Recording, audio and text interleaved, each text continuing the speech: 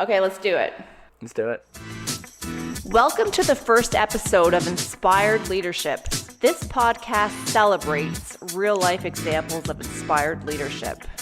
My name is Susan Power, and I am owner and CEO of PowerUp, a boutique human resources firm that grows and inspires leaders. And I'm Tyler Bayley. I'm an international leadership developer for elementary age students. I'm currently in South Korea working with YBM Education, developing and facilitating leadership workshops. Hi, Tyler. How are you doing? Hey, I'm doing well. This is going to be a lot of fun, hosting a podcast, meeting new people, learning about their stories. I can't wait. I am so excited. I think there's a huge need for this dialogue. And I don't know about what you think of when you think of inspired leaders, inspired leadership, but to me, inspired leaders are people who ignite a spark inside other people. When I think of inspired leaders, I think of someone acting from a place where their values and their beliefs are congruent with their overall vision, and most importantly, their actions are inspiring others to perform at their best. Yeah, I know exactly what you mean, because when you meet a leader who has that, it just, like I said, it sparks something inside you, something that inspires you to take action. And the best leaders out there, they awaken something within their people, and it has a domino effect. It creates more leaders just by nature of the opportunity of working with them and witnessing them and seeing them in action and seeing how they think. And for sure, it's all coming down to their beliefs and their values, and their actions demonstrate that. Definitely. Susan, I gotta ask you, what is your favorite quote? One of your favorite quotes? I think one of my favorite is from Jack Kerouac book, and the quote is, "It's better to burn out than fade away." Oh, I love that. And the reason I like that is because to me it's all about passion and about, great leaders have this just passion for what they do because they're doing something that's bigger than themselves. One of my favorite quotes is pretty much in line with that, and it comes. One of mine is from one of my favorite speakers, Craig Valentine, and he was talking about how he's in this job and it wasn't his dream, it wasn't his passion, And he talked to his boss and he said, I have to pursue my dreams. This is what I want to do. And his boss raised his salary a little bit, and he thought, oh my gosh, this is much better. And he said, no, I can't do this. I really have to pursue my dreams. I got to be a speaker. This is what I need to do. This is what I want to do. And the boss basically added a 0 to his salary. Oh my God. He said, I gotta go talk to my wife. I like the way he thinks. So he went back to talk to his wife, and his wife said, your dream is not for sale. And I think that's so important, and that's one reason that I moved over here to South Korea to pursue the leadership and pursue teaching and try and develop leadership workshops and figure out how to best teach students to become leaders. Yeah, I was going to ask you, Tyler, I find it very interesting that you moved from Oakville, Ontario, Canada, just outside of Toronto, to South Korea at a pretty young age, because you're a millennial. I'm a millennial. Yeah, that's me. Just on the cusp. 34 years old, man. I love that, though. I love the fact we have your perspective, and talking about what leadership means from a millennial perspective. But why did you think South Korea would be the spot that would teach you more about leadership? Well, I picked South Korea because of the opportunities I had. And there were many schools with students that spoke very good English. And I wasn't coming from a teaching background. So I moved out there into South Korea, and I had a background in those, I guess it would be the arts of leadership, or even the techniques of it. So I thought this was a really good fit. And what it's taught me is, it's kind of funny. It's like one of my biggest failures, actually. What happened was, in my first year of doing this, I found out I was teaching leadership completely the wrong way.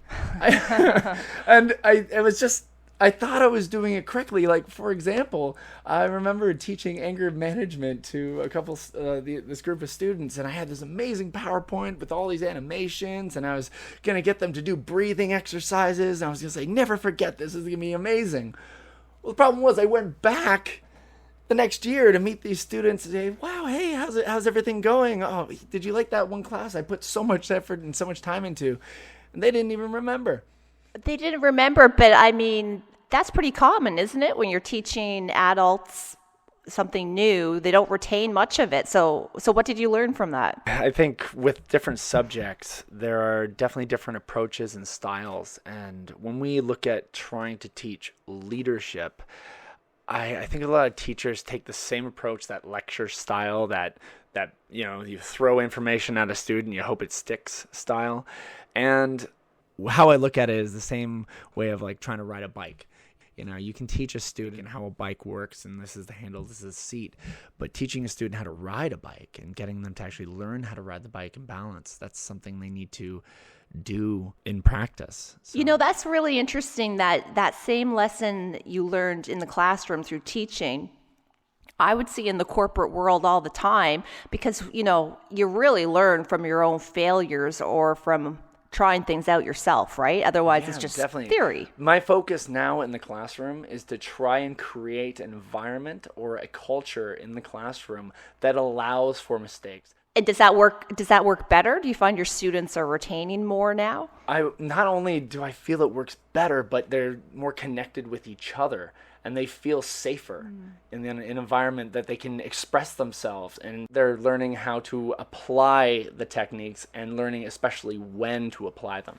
That's amazing, Tyler, that you've created that environment and that you're teaching leadership to students on the other side of the world, and they must be learning so much from being in your class. Well, I I hope so. The next year I went back, I realized that they were talking so much more about, this lesson. I remember when you made us build those towers and we got super angry, but you stopped the class and made us do breathing techniques and do yoga, random positions, and just calm down.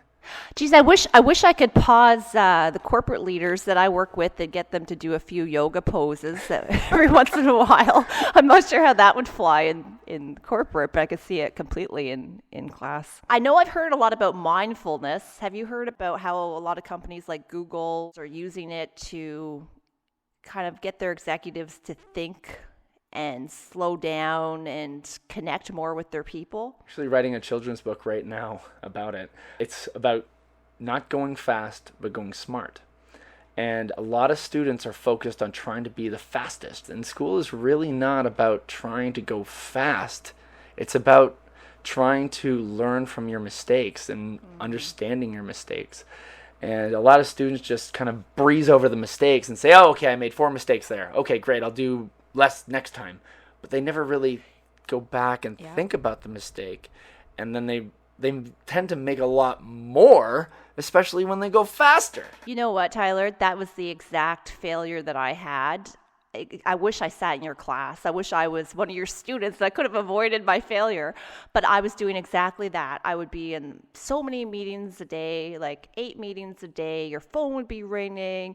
Your cell phone would be buzzing. And I was, very driven. And I had just been promoted from a director role to an executive director position. Very high level role for my age, and very, very excited about it. All I could think about was I want to be promoted to a VP role, and it was ridiculous how focused. I made career my entire life. I was working all the time, and I wasn't spending enough time with my kids, and I was going so fast. I wasn't connecting with the people who reported into me because I was, focused on what was next all the time. And I remember one day I was so scared. I had to present to the owner of the company, 15,000 employee organization, the owner, Jim Irving, who is, one of Canada's billionaires. And I spent about 80 hours preparing for a 1-hour presentation, learning, got to know my turnover rates. I got to know the diversity stats. I got to know, what could he ask me? I got to know the answer to everything. Because if I don't, I just got to. It's Jim Irving. And I mean, it was ridiculous. I spent all this time when I should have been spending it focused on developing my people and finding opportunities for them to grow, and completely focused on the wrong things. The job didn't work out. Didn't get that VP promotion.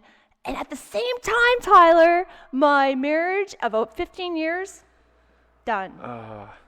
See, that we kind of overload ourselves on the me factor, thinking that's the only way to do something. And I'm guilty of that. I think we're all guilty of that.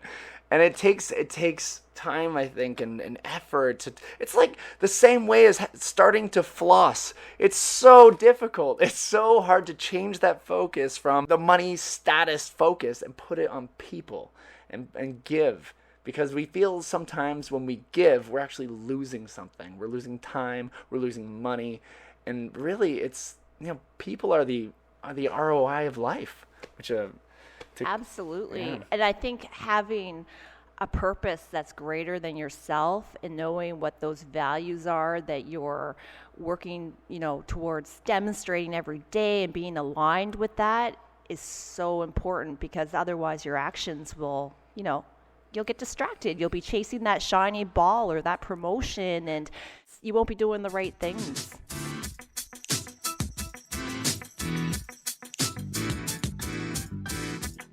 And we have so much more to talk about and so many guests to interview. I can't wait to hear their stories as well. Awesome. I'm so excited about this. I can't wait to talk to more leaders, and I can't wait to hear other people's leadership stories and celebrate what is inspired leadership, because that's really what we're focused on here, so we can create more of it in our world.